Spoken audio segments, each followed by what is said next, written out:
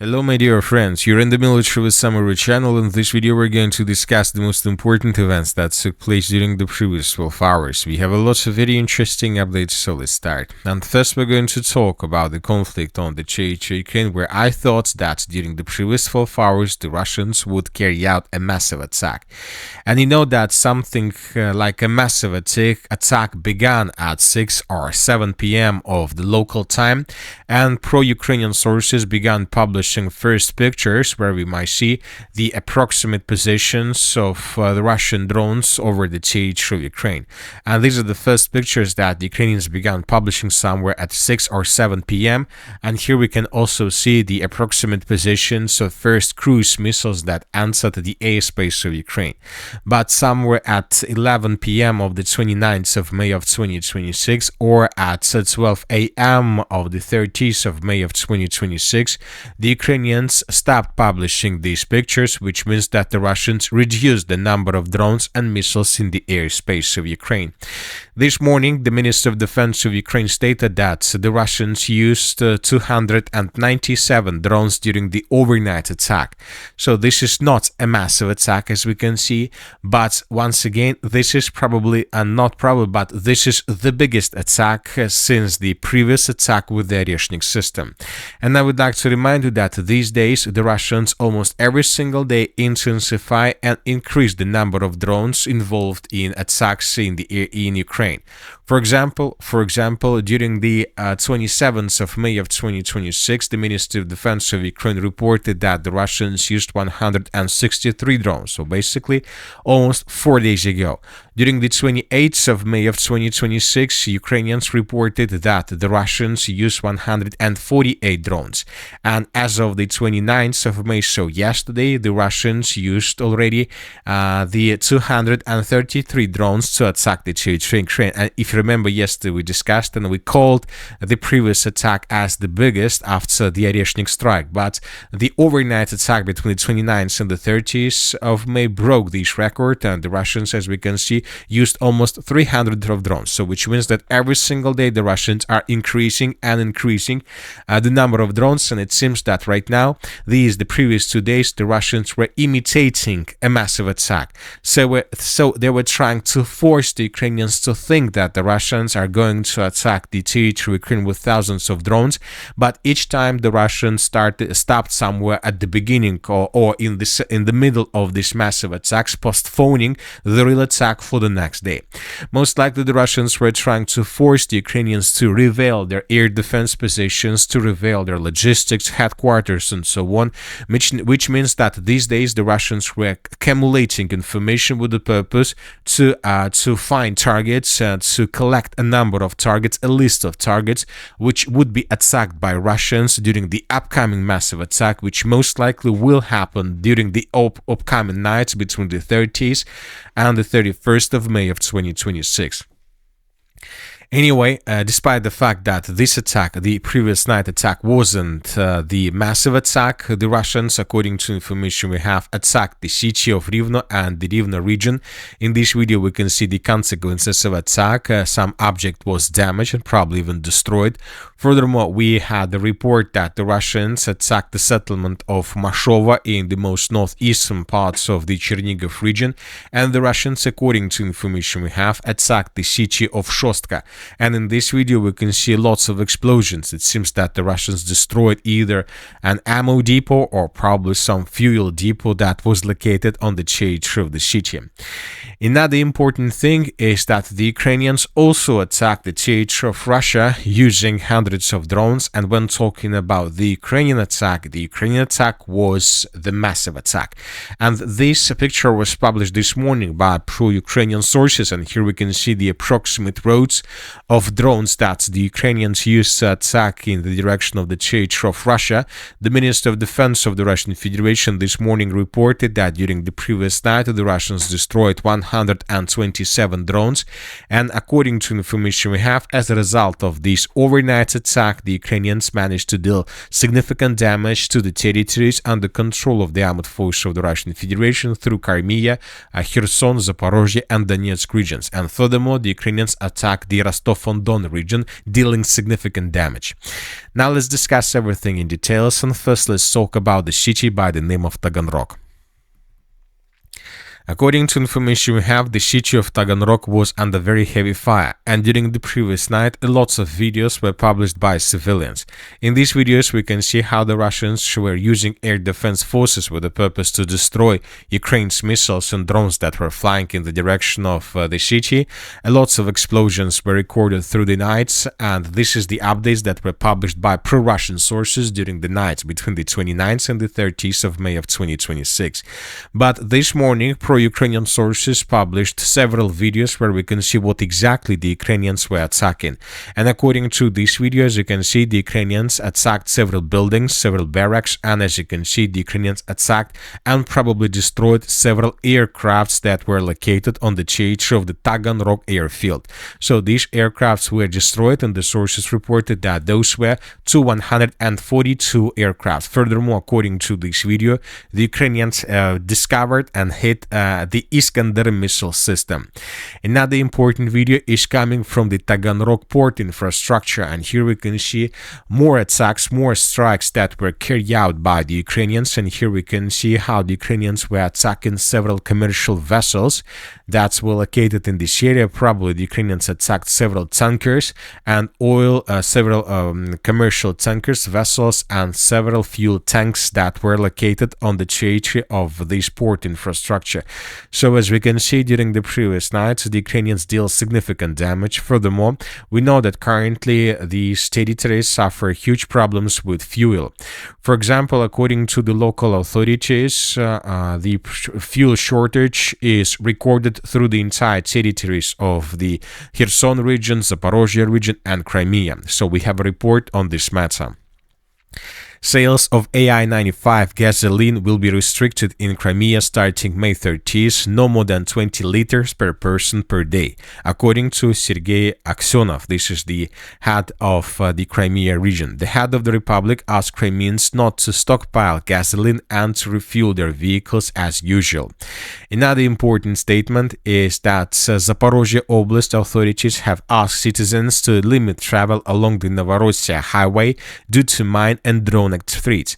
I asked drivers to limit travel unless absolutely necessary. The situation remains tense. The Ukrainians is attempting to create the illusion of a blockade, but their objectives will not be achieved. I would like to remind you that yesterday we started receiving updates that the Ukrainians using distance mining method began mining the roads between the main land of Russia and the territories that are under complete control of Russians. We're talking about Crimea, Kherson, and Zaporozhye. And the sources reported that mines like this were recorded in this area, which means that Ukrainians are trying to make everything possible with the purpose not to allow the logistics in this area to malfunction successfully. Furthermore, this morning we started receiving first videos from Crimea about the situation with fuel. In this video we can see huge lines when people were trying to get fuel, but as we discussed, the local authorities limited the liters of fuel for a vehicle. In this video we can see more lines where people were trying to get fuel, but it seems that the problem and the crisis is intensifying. In this video we can see more lines how people are trying to get fuel, but we understand that not every single one of them will be able to do this. The situation is critical, and the question that the military forces, military experts are asking themselves right now, why we don't see the protection nets through these territories. I would like to remind you that the Ukrainians build protection nets along the main roads, along the line of combat contact, and even deep inside of the territory of Ukraine, but we don't see the same process in this area, which means that now the Ukrainians are able to destroy and to establish physical and fire control over this road without huge problems and resistance from the Russian side.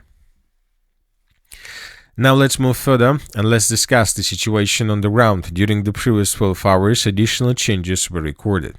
And first, let's talk about the northern directions. The Russians continue their offensive operation in the direction of the city of Kazachya Lopan, and the clashes in this area are intensifying. These days, we receive lots of updates on this matter. For example, this is the situation by the end of the 26th of May, this is the 27th of May, and this is already the 28th of May of 2026. The Russians continue improving their positions, and these days we start receiving lots of updates of how Russians began bombing and attacking positions of the armored forces of Ukraine around the city of Kazachya Lopan using aviation. Lots of explosions were recorded. It seems that the Kharkiv direction is becoming a priority direction for Russians, as well as the Sumy direction. During the previous 12 hours, we received additional videos of how Russians were bombing and attacking temporary deployment points of the armored forces of Ukraine, trying to reduce their military capabilities during the Russian offensive operation. As for the Kharkiv, as for the river of Volcha, additional changes on the ground were also recorded in the area of the settlement of Karaichna. I would like to remind you that yesterday the Russians reported that the settlement of Karaichna was captured by Russians, and today additional sources clarified the situation on the ground. The Russians, as we can see, continue advancing further in the direction of the settlement by the name of Bilyi Kolodiaz, which is the most important village right now, or the settlement, in the northeastern part of the Kharkiv region. If Ukrainians lose control of the settlement of Bilyi Kolodiaz, then the Russians most likely will be able to take under complete control almost everything till the Pechenegi water reservoir. Now let's move further and let's discuss the situation in the Kramatorsk-Konstantinovka direction. Currently, there are very heavy clashes, and the sources during the previous 12 hours reported that in coming days, huge changes may be recorded through the pockets between the cities of Konstantinovka and Chasiv Yar. The Russians intensify their activities, and it seems that these upcoming days, or maybe even upcoming hours, the Ukrainians will try to break through this encirclement with the purpose to escape the squadron and to save the contingent. In coming days, lots of updates will receive from these territories. Pro-Ukrainian sources also confirmed that the Russians intensified their activities on the Dobropole direction. The Russians began actively conducting reconnaissance operation using hundreds of drones over the territory. The Ukrainians are trying to destroy these drones. Now let's talk about the Dnipro direction. These days, this is the most active direction. According to information we have, if you remember yesterday, according to the group of forces center and the Minister of Defense of the Russian Federation, the Russians captured the settlement of Novoocheretuvate. And these are the changes between the 29th and the 30th of May. And today, as you can see, the map was adjusted once again. Several pro-Russian sources clarified the situation on the ground, and according to their changes and their clarifications, the Russians captured both the settlement of Novoocheretuvate and farms and industrial zones to the north. The Velika Mikhailovka direction. As for the current situation, both the Russians and both pro-Russian and pro-Ukrainian sources show a completely different picture about the situation in this area. Yesterday, the Russians reported that as a result of clashes, they managed to establish complete control over the settlement of Lysnoye. Furthermore, pro-Russian sources reported that during the previous nights, during the previous days, the Russians also managed to improve their positions in this area. But when talking about pro-Ukrainian sources, they show completely different picture. Pro-Ukrainian sources reported that during the previous days, the Ukrainians began a counter-offensive operation in the Novokamar-Velika Novoselovka direction, and as a result of this counter-offensive operation, the Ukrainians managed to recapture all these territories. So as you can see, both the Russians and the Ukrainians show us completely opposite updates, but when talking about Russians, at least they published a video where we can see the clashes for the settlement of Lysnoye. As for pro-Ukrainian sources, we can see just something like a report published by pro-Ukrainian sources without proofs. So in coming days, most likely we will understand what is happening in this area, but it seems that the situation here is similar to the situation in the northern Zaporozhye direction, where the Ukrainians during the previous days and months were counter-attacking Russians, and through the western Zaporozhye direction. One thing is clear, currently there are very heavy clashes where both the Russians and the Ukrainians are trying to improve their positions and to take the initiative in their hands. As for the president of Ukraine, Zelenskyy, during the previous 12 hours, he made lots of statements. He said that Zelenskyy said that Ukrainian intelligence has informed about Russia preparing a new massive strike, urging citizens to heed air raid alerts. He added that all services are on standby and the Air Force will operate around the clock. Another important thing is that the Minister of Defense of Ukraine urged Ukrainians not to ignore the alarm signals on May 30th and 31st, which means that most likely today, most likely during the 30th and the 31st of May of 2026, the Russians will carry out the massive attack promised and announced by Russian authorities several days ago. And that's it for the short video. The Military Summary channel reminds we condemn any violence in the world. Thank you for your watching. Subscribe to my channel, put your likes to my Patreon, and have a good day. Bye-bye.